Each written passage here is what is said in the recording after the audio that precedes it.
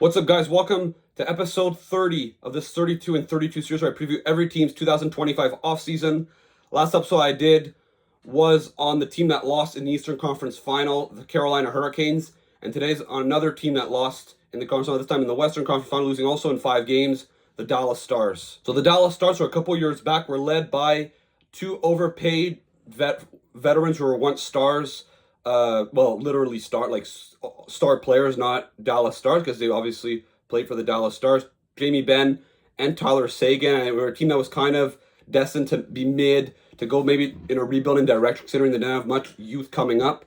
However, they've drafted very, very well over the last years and rebuilding themselves into Stanley Cup contenders without having to finish near the bottom of the league. I think obviously the first thing that comes to mind is the 2017 draft where they pick Miro Heiskanen third overall. Without tanking, they moved up big time in that draft. They also picked Jake Ottinger late in the first round and Jason Robertson in the second round. So their franchise defenseman, their franchise goalie, and a first-line winger. They also drafted in the next couple of years Thomas Harley, Logan Stankoven, who ended up trading for Mikko Rantanen at the deadline this year, and Wyatt Johnston. So the Dallas Stars obviously built a very good young core. This year, they, obviously the last 2 years they've gone to the Western Conference Final. They lost in 6 games, both times to Vegas and to Edmonton. This year they hope to go for a big splash. They went to get Mikko Rantanen. They traded Stankoven. They traded a few first in order to get him. In order to get that big star, they signed him to an 8-year deal of $12 million per year. And they were hoping that they'd be able to get them over the hump. They got through Colorado in 7 games. They got through Winnipeg in 6 games. However, once they got to the conference final against Edmonton, they were no match. The Edmonton Oilers beat them pretty easily in 5 games. I mean, Dallas Stars are now left with a lot of question marks as a lot of players are coming off the books and they don't have that much cap space in order to make up for those losses. So the Dallas Stars are in a very interesting position. Dallas finished 5th overall in the National Hockey League, 2nd place in the Central Division, only behind the President's Trophy winning Winnipeg Jets. Their general manager, Jim Neal, who's been there for quite a while now, he's done obviously an excellent job, probably one of the better general managers in the National Hockey League. But now he's going to have some big decisions to make in order to decide who's he going to keep moving forward, considering they can't keep everyone. They have those cap problems. Their head coach still has to be determined as of right now, which I believe it's June 19th today, the day that I'm recording this video. So maybe by the time this video is out, the Dallas Stars named their new head coach, but Peter DeBoer was their previous head coach. Obviously, we know what happened in Game 5, where he took out Ottinger after calling a timeout as Ottinger was going back towards his crease. They finished with 106 points, 50 wins. Their goals for per game was tied for 3rd at 3.35. Their goals against average was 6th. Their power play was 22nd, which can improve. They do have, but like I said, they didn't have Mikko Rantanen for most of the year, and he didn't really do that great in the regular season when he was with Dallas, but he was really, really good, especially against Colorado.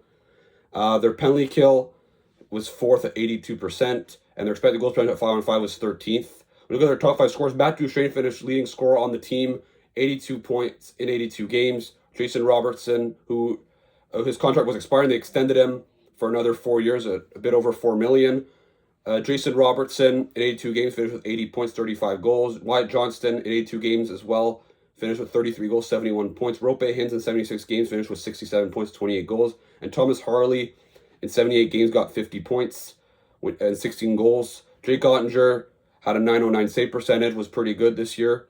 And Scott Wedgwood as well as the backup in 27 games, a .915 save percentage, a 2.59 goals against average, and 2 shutouts. So the Dallas Stars, their goaltending was certainly a strength for them this year. So let's have a look at their projected line for the 2025-26 season before all their offseason moves.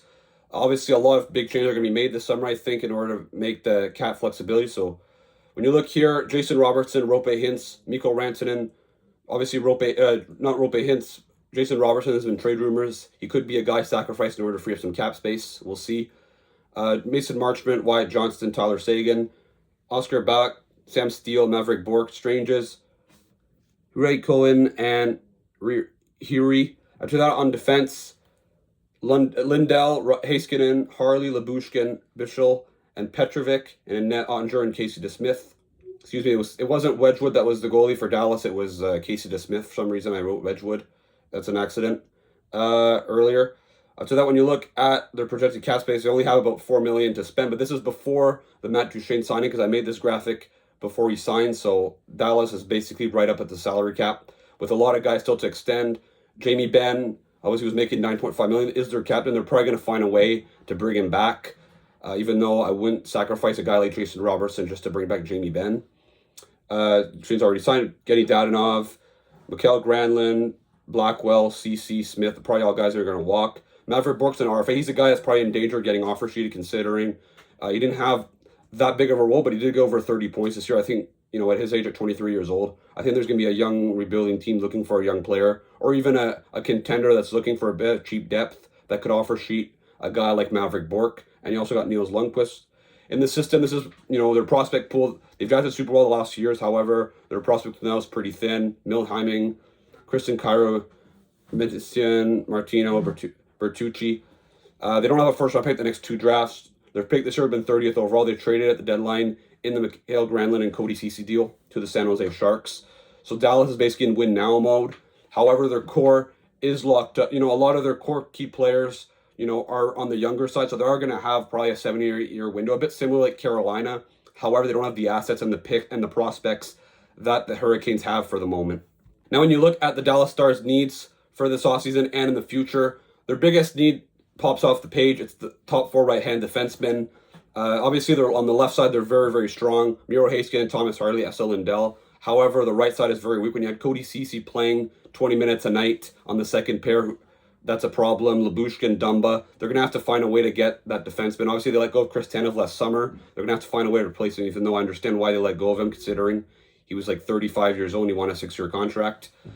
So more forward depth, they are going to lose some guys, so they're going to have to find a way in some way to get some replacements and some more grit. They have a lot of bigger bodies on this team, but I find that they lack a bit of grit. And even against a team like Edmonton, who didn't have Zach Hyman towards that series, I thought that honestly, they didn't really push back much. I'd like the Dallas Stars to get a bit grittier. They're pretty much all talent.